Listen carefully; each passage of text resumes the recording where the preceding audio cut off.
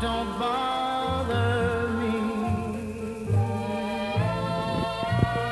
I want the whole wide world to... And welcome to Let Them Talk. And I'm Paul DiRienzo. And I'm Miss Joan Marie Musi.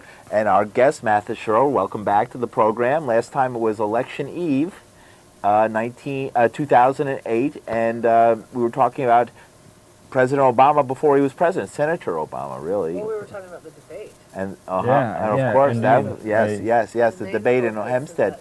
Right, that was really the main focus of that show. And tell us a little bit about that show. About that event in Hempstead. How did that all turn out in the end? Oh wow! Tell people what it was exactly. Sure. I should introduce a little background because Matthis is a war resistor, but an interesting war resistor. A war resistor who was in the military and resisted being deployed to Iraq, Afghanistan, or the war on terror, whatever you want to call it, while he was actually wearing the uniform. A very courageous thing to do. He attended a protest in Hempstead, Long Island during a debate between the then Democratic and Republican candidates for president a month before the election, right? And it was basically to ask them to put the war on the agenda, right? To have a discussion about that. Mm-hmm. Completely left that out of the debate that evening.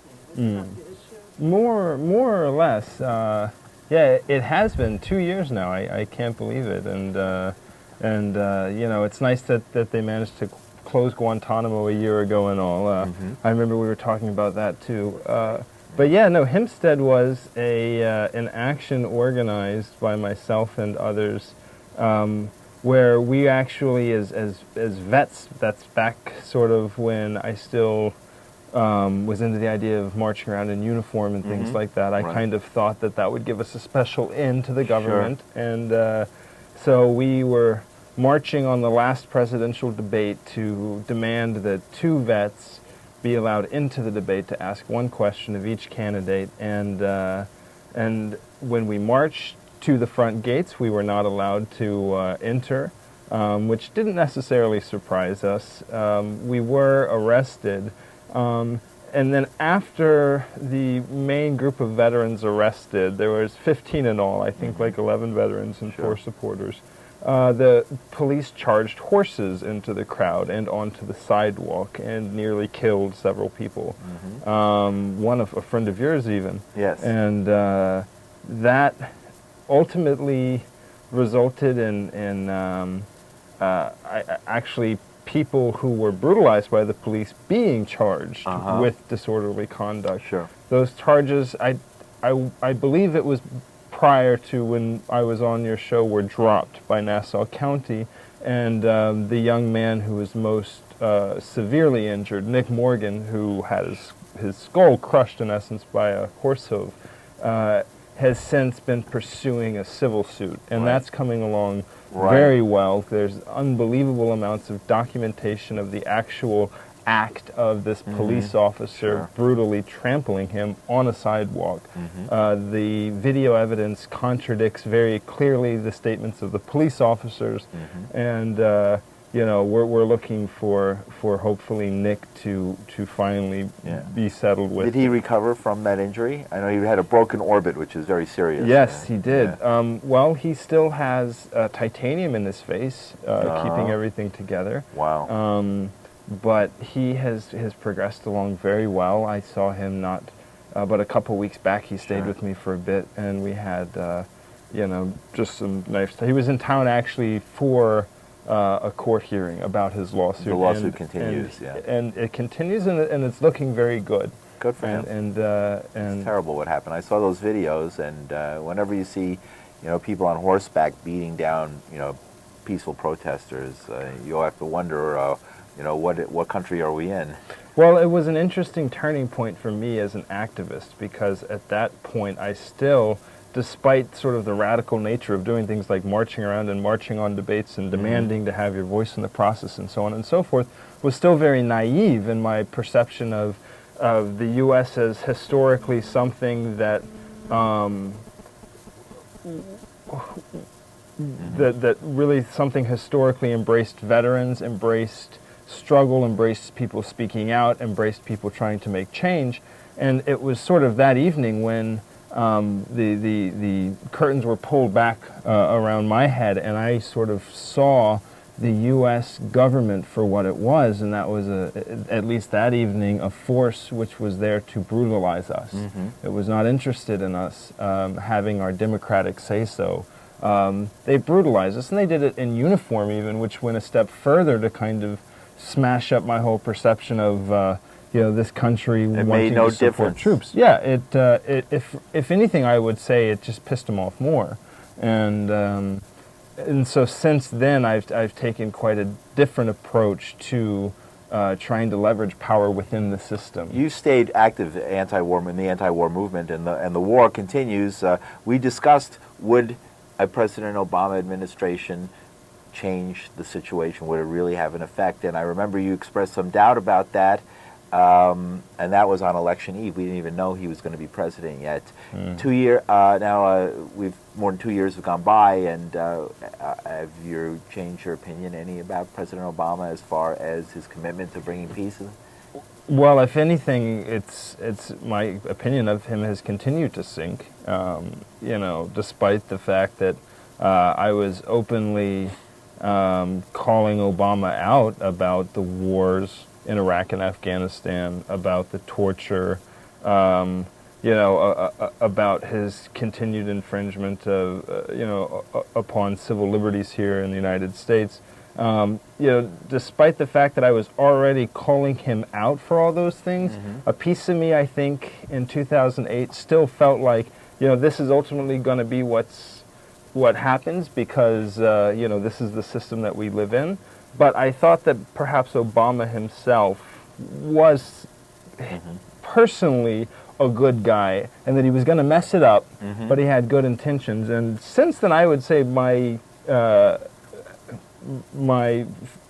wouldn't even say faith in him, but my regard for him has sunk even further. And he's gotten away with a lot of things in the past 2 years that George Bush would have never gotten away with. He's acting like an international mob boss with his saying he's just going to assassinate American citizens abroad if he deems them to be enemy combatants. Really, just absolutely heinous what's going on, and the minor concessions that have been served up to the left are pale in comparison to the continued rollbacks we've seen across the board. Right, I see what you're saying. Now, you've stayed active with GI organizing. I mean, I follow some of your activity on YouTube because, and on I think it was even Ustream, you were part of a conference I watched in Texas, I think, and at Fort Hood, yeah. Fort Hood, right. Well, it wasn't a conference as much as it was a nonviolent ambush of a military convoy en route to Iraq. It was this past summer, the event that you're referring to, was a very interesting time in the movement because, and even still we're in this time where everything seems to be so much up in the air. People don't necessarily have a solid sense of what to organize around and how to move the struggle forward, and there's a lot of people coming forward with a lot of different ideas that are heading in a lot of different directions, and there was about, I would say, a group of 5 of us initially who really coalesced around this idea. It wasn't even an idea, it was this drive, this sense of urgency, this responsibility to the people of Iraq and Afghanistan. It was about 5 of us veterans who looked at the situation and said, we can't continue calling Congress, we can't continue trying to pressure Obama, we can't continue standing on sidewalks, holding signs, people are dying. It is not ethical for us as veterans to not be engaged in direct action right now. And so we really wanted to take a step forward with this direct action framework. And in fact, we didn't want to engage necessarily in property destruction. We didn't want to try to stop bullets or bombs from going to Iraq. Well, clearly we would like to stop those things from going to Iraq. We wanted to actually go for the people. And this was one of the very significant things about this event, is this is one of the first times in recent history that you see actually soldiers themselves deploying and having to face veterans blockading the streets to try and stop them. So what we did is we staged a blockade, and we brought 6 buses worth of soldiers heading to Iraq to a halt in the middle of the street. Wow. And, you know, we stopped them with banners that said, you know, don't make the same mistake we did, resist now. What kind of a reaction did you get from the guys? Well, I do recall seeing several faces through the window. I even recall seeing a fist or two up in the window. There was a few peace signs. I'm sure there were some people who were pissed off, but, you know, I think ultimately, one way or the other, it was something that they were all very interested in. And it was certainly something that made them think. And certainly I think it's significant that this was the last thing these soldiers experienced on American soil before going off to occupy the country of Iraq. And the message there was very clear. We made it very clear to them, in fact, that, look, guys, you know, this is the last nonviolent ambush you can expect. You need to get off those buses. We've been there, we know. Right. Right, and you know, when you get over there to Iraq, they're not, you know, they're not going to be resisting. Right, these aren't your former brothers and sisters in arms trying to reach out to you and stop you from committing a war crime. These are people driven to get you out of their country, and they have. They're going to do that. So how did this Fort Hood action play out? What happened after you stopped these busloads of troops on their way to deployment in Iraq or Afghanistan? You're a bunch of anti-war vets. You stretch your banners across the road, stop the vehicle. What happens after that? Well, the situation itself was extremely interesting because we only physically managed to halt the buses, I would say, for half a minute, because there was a large number of police officers on the scene. They knew we were coming. They had prepared. They had, I would say, at least a platoon of, I only saw male officers out that evening. With dogs and automatic weapons and so on and so forth. Sure. The interesting thing is this deployment was originally supposed to happen at 2 in the afternoon, but the group that I'd been working with, Fort Hood Disobeys, we'd been very public about our intentions to block this deployment. People in the unit knew we were coming. People in the command knew we were coming. We were actually calling out individuals in the command by name in front of their soldiers to try and, you know, further drive this wedge between officers and the young men. You did and your women. homework before you went. Exactly. Well, these, you know, are the people who are ordering the lower enlisted soldiers to their deaths. And in many cases, they've been ordered to their deaths before and survived, and they're now being ordered to their deaths again, which was why, you know, we had one of the banners even targeted the unit commander, Colonel Allen, and said, "Colonel Allen, do not deploy wounded soldiers," because unfortunately that is a policy of the U.S. military to deploy wounded soldiers. Oh, I didn't know that. Oh, yeah, absolutely. People who are still in recovery? Well, most will be in recovery for the rest of their lives, but individuals with issues ranging from psychiatric issues to serious physical inadequacies as far as the military and conducting war is concerned, being shipped back into the middle of combat time and time and again. And but that was just one aspect of what we were going after. You know, at the end of the day, you know, even a wounded American soldier riding around in a Humvee in Iraq, you know, is as unjust as a physically fit soldier riding around in a Humvee in Iraq. But were you all arrested? No, in fact, and I got a little sidetracked. It was originally supposed to happen at 2 in the afternoon. Just put Oh, your sorry. hand. Sorry, you were covering the mic. No, it's fine. Originally supposed to happen at 2 in the afternoon. The military got wind that we were coming and that we had a large number of people with us, and so they postponed the deployment on the spot. They wound up actually pushing it back around 14 hours, and they tried to sneak out of Fort Hood under the cover of darkness. And we managed to get them anyway. We stuck it out. We stayed awake. You know, It was difficult, but we were there at the Under the Hood GI Coffee House in Killeen. Under the Hood GI Coffee House Uh-huh. in Killeen, Texas. Uh-huh. That's where Fort Hood is, I imagine. Yeah, that's where Fort Hood Okay. is. And yeah, we were just having some good times, playing some music, being loud, keeping our spirits up. And finally, we had people inside. We had infiltrated the going away ceremony or whatnot. So we actually had people on the inside letting us know, okay, they're loading the buses, they're heading out. Okay, Wow. you know, we had an active intelligence operation going to. So we were getting this feedback. You know, we figured You ever out they feel were. like people are tapping your phone or following you around? Well, it's nicer to feel like you're following them around and you're tapping their phone because I mean they very well We're may talking be. with this is Let Them Talk. I'm Paul DiRienzo and Ms. Jo Marie Moosey. Our guest, Matthis Chiroux, a veteran, an anti-war activist since he refused to be deployed. What happened with your case? Tell us a little bit about your military background, how you wound up in the military in the first place, and why you decided not to go to the Middle East. Sure. And how did you start your career as an anti-war activist? Sure. Well, I joined the military when I was 18 after high school in Auburn, Alabama. I had faced quite a lot of trouble while I was still a juvenile there in Alabama with various, I was charged with possession of marijuana one time for like a half of a gram.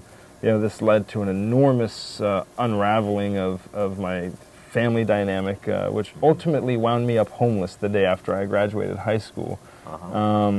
And I moved into the woods, literally in a tent. I was kind of pursuing this whole Henry David Thoreau transcendentalist type experience for myself.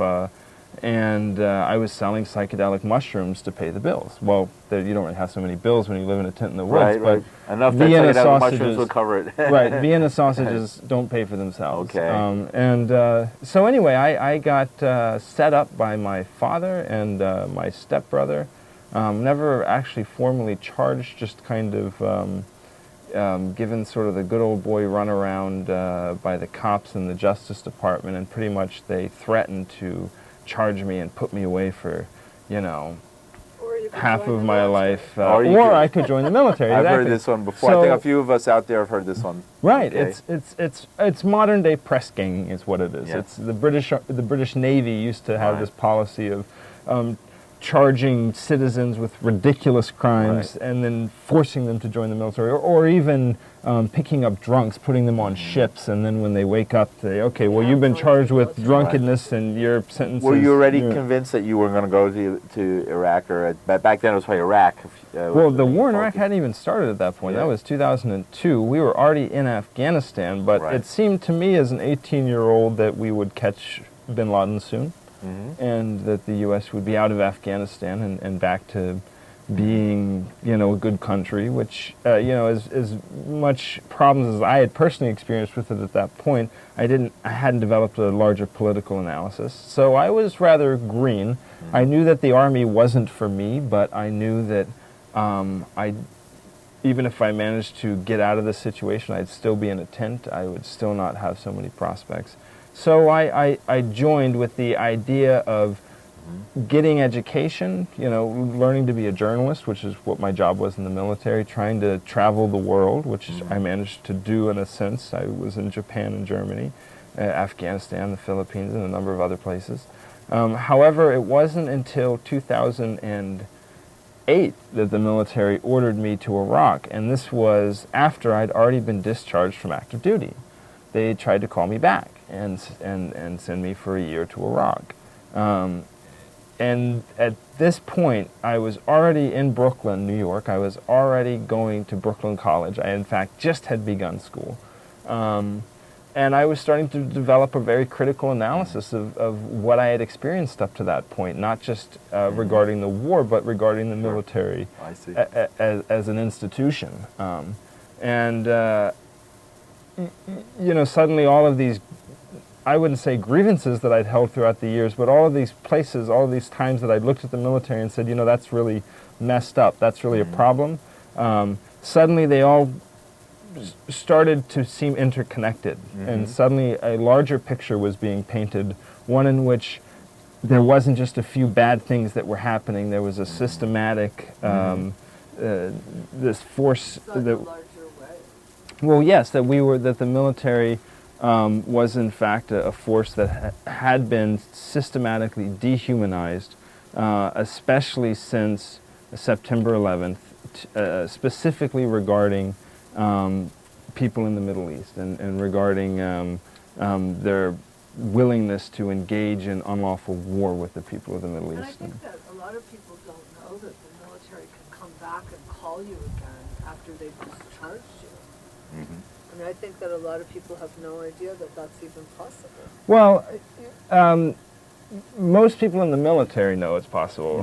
Most people in the military So, like, live once with you've that signed reality. Up, they can come after you anytime. The interesting thing, though, is, and that's part of why my case was significant, is it proved, in fact, that that's not necessarily the case.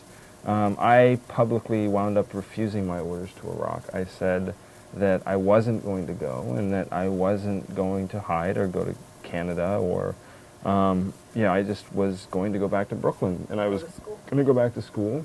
And ultimately, I didn't realize at the time, ultimately I would struggle on to become sort of the radical activist or insurgent for peace, even as I call myself today. I said, no, this is not going to be a part of my life. This will not be a part of my history. And after, it must have been actually about 4 months after I was on your program the last time, the military actually finally caught up with me and said, we're charging you with misconduct for refusing to deploy. And I wound up fighting that charge, and they convicted me of it. However, interestingly, that conviction had absolutely no effect on my active duty discharge. It had absolutely no effect on my benefits whatsoever. So It's like a letter in your file type of thing. right, a file that nobody's ever even going to see Right. in the first place, because a lot of government thing jobs that- are like that.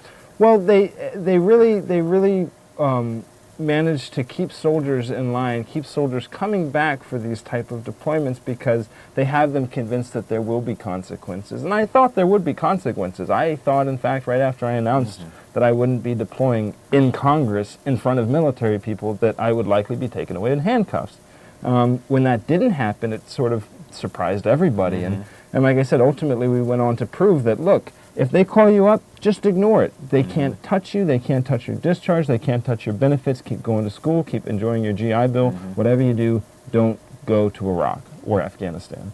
And Yeah, I would have thought that they would have changed you to like a dishonorable discharge or something like that. no. It's been, nearly 2 years now that I have since my hearing with the military, and I still attend university using GI Bill benefits. So literally, if there are any soldiers or veterans or anybody out there in the individual ready reserve that ever gets called up and they tell you you have to go to Iraq or Afghanistan, just ignore it, or do like me and make a big stink about it, and Stand make up them, and say no. and Yeah. make them, Okay. drag you in front of. Matthis Quiet. Chiroux, welcome again to Let Them Talk. And I wanted to, in this segment of the show, ask you about the more recent activities that have happened. We were discussing events that just occurred in Washington, D.C.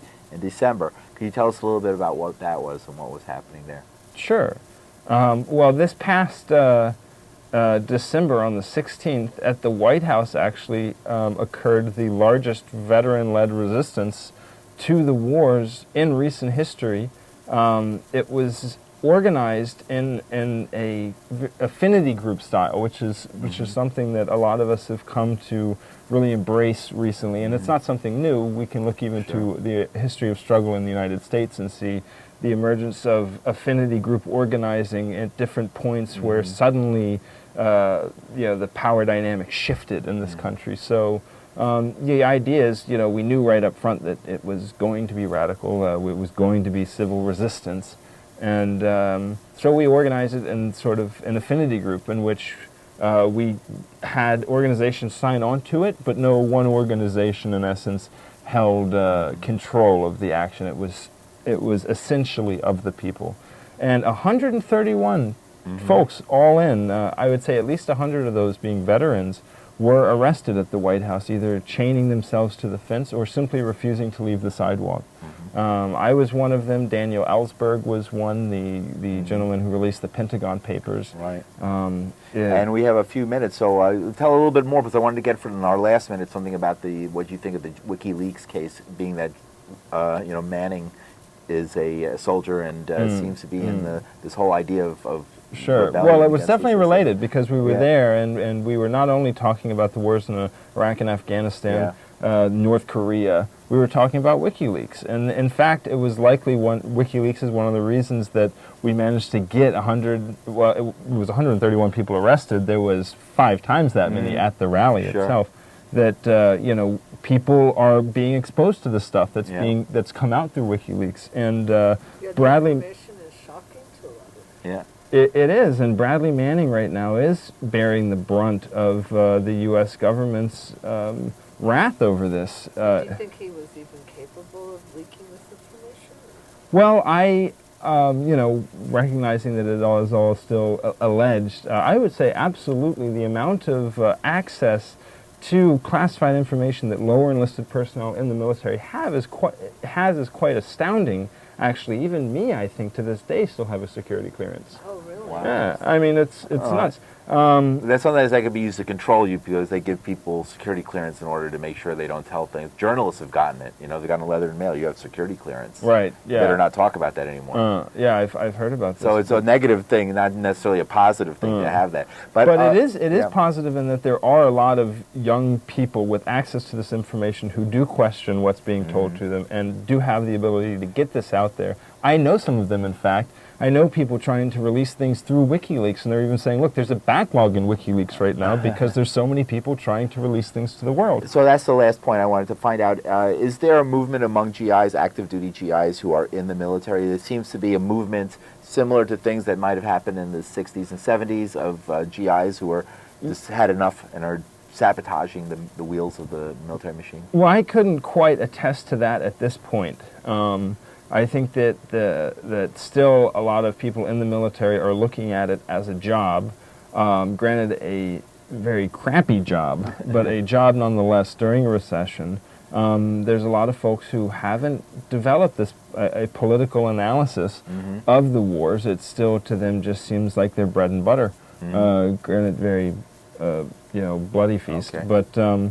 What's very interesting with this WikiLeaks stuff, though, is that it does pose a challenge to potential whistleblowers out there, and there are plenty. Thank you very much. Very glad to join us, and we'll have you again on sometime to talk more about this. Thank you very much. Good stuff. All right, very good. A lot.